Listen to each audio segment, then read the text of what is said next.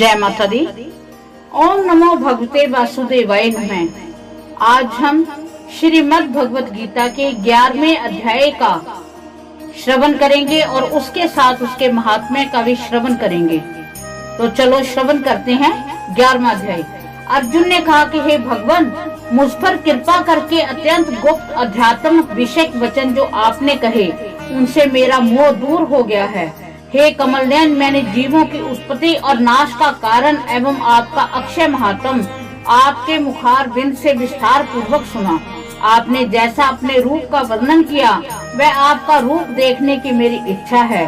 हे योगेश्वर, हे मधुसूदन, आप यदि मुझे उसके देखने योग्य समझे तो आप अपना वह अव्यय रूप मुझे दिखाइए।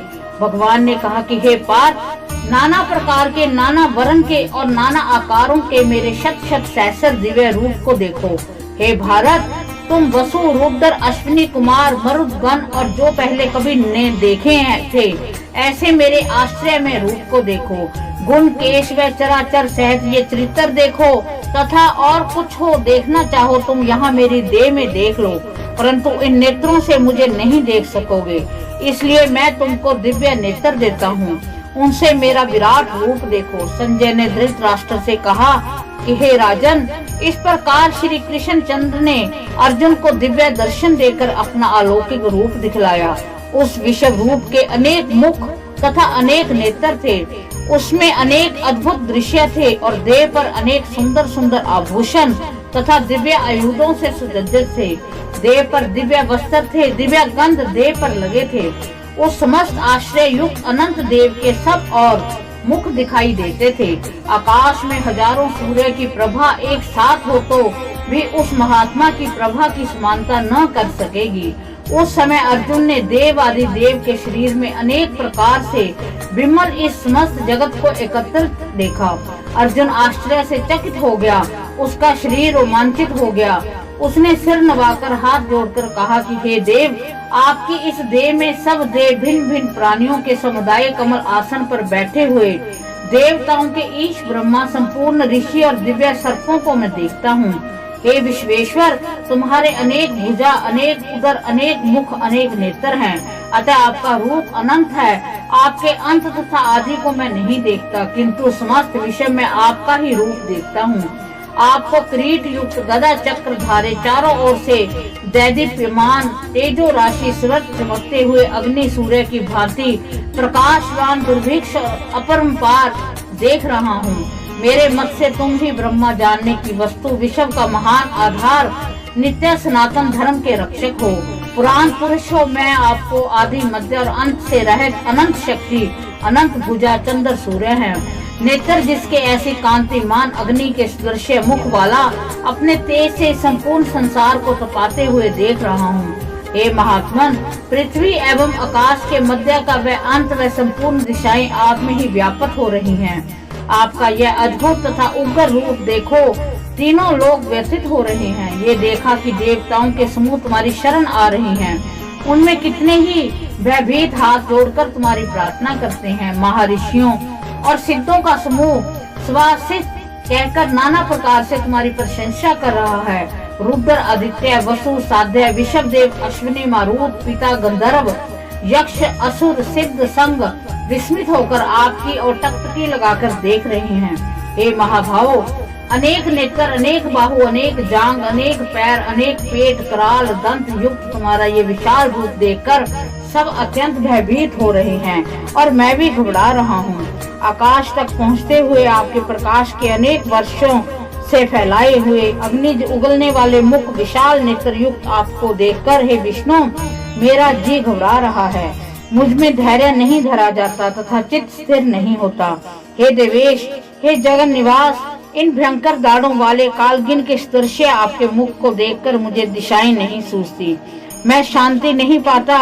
मुझ पर दया करो हे प्रभु। धृतराष्ट्र के दुर्योधन नादिक पुत्र अपने साथ अनेक राजाओं सहित तथा भीषण, द्रोण, कर्ण तथा हमारी ओर के मुख्य मुख्य योद्धा बड़ी बड़ी दाढ़ों से युक्त आपके विकराल मुख में शीघ्रता से प्रवेश कर रहे हैं तथा उनसे आपके ही लोग आपके दांतों में दबकर ऐसे दिखाई देते हैं मानो उनका शरीर चूर्ण हो गया है। जैसे नदियों की अनेक धाराएं जब समुद्र की ओर बहती हैं, वैसे ही ये मनुष्य लोक के वीर आपके प्रज्वलित मुखों में प्रवेश कर रहे हैं। जैसे अग्नि में पतंगे गिरते हैं, वैसे ही वे अपने लोग भी अपने नाश के लिए अपने मुख में बड़ी तेजी से प्रवेश कर रहे हैं। हे विष्णु, जलते मुखों के चारों ओर से बस वीरों को निगलकर आप होठ चाट रहे हैं। आपकी तीक्ष्ण प्रभाएं समस्त संसार को तेज से व्याप्त कर रही हैं। वह भयानक रूपधारी कौन है, ये मुझसे कहो। हे देवेश्वर, आपको नमस्कार है, मुझे पर प्रसन्न हो। ओ हे जगत कर्ता आदि पुरुष, आपको जानने की मैं इच्छा रखता हूँ, क्योंकि आपकी ये प्रवृत्ति मेरी समझ में नहीं आती।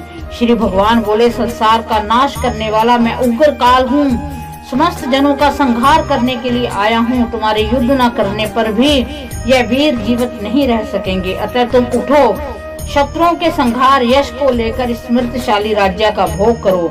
हे अर्जुन, उनको मैंने पहले ही मार रखा है, तुम केवल निमित्त मात्र हो जाओ। मेरे मारे हुए द्रोण, भीष्म, जयद्रथ, कर्ण और अन्य योद्धाओं को मारो, घबराओ मत, युद्ध करो, तुम युद्ध में शत्रुओं को जीतोगे। संजय ने कहा कि इस प्रकार श्री कृष्ण जी के वचन सुनकर मुक्तधारी अर्जुन हाथ जोड़कर कंपित और भयभीत हुए।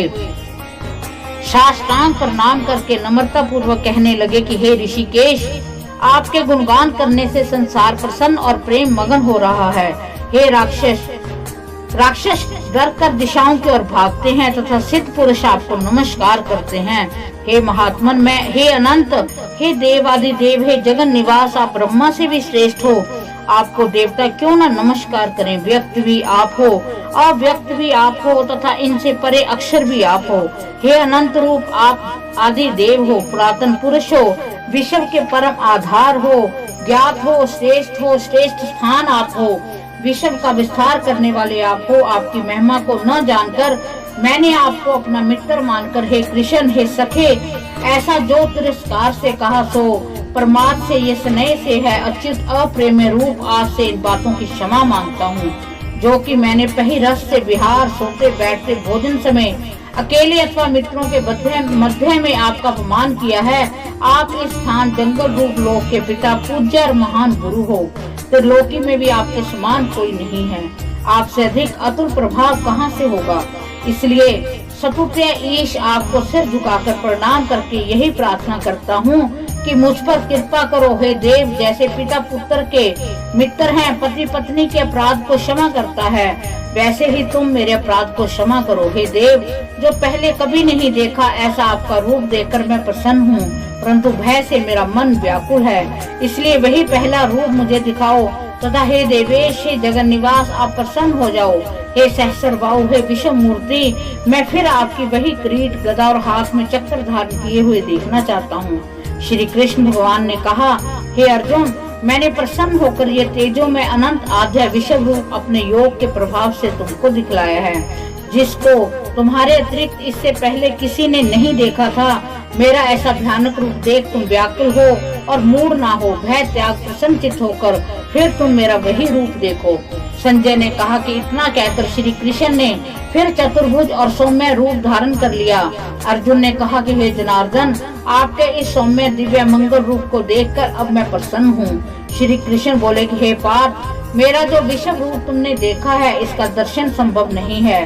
देवता भी उस रूप की आकांक्षा करते हैं। हे अर्जुन, जैसा मेरा रूप तुमने देखा है, ऐसे रूप को वेदाध्ययन, तप, दान, यज्ञ आदि कर्म द्वारा देखना भी असंभव है। जो कोई मनुष्य मेरी ही भक्ति के लिए कर्म करते हैं, मुझको ही सर्वोत्तम मानते हैं, मुझ में ही भक्ति देखते हैं, सब संसारिक सुखों से मुख मोड़ चुके हैं, संपूर्ण प्राणी मात्र से वैर त्याग चुके हैं, वे ही मुझको प्राप्त कर सकते हैं। इस प्रकार श्रीमद् भगवत गीता के 11वें अध्याय, जिसमें भगवान श्री कृष्ण जी ने अपना विराट रूप दिखाया है, उसका समापन होता है।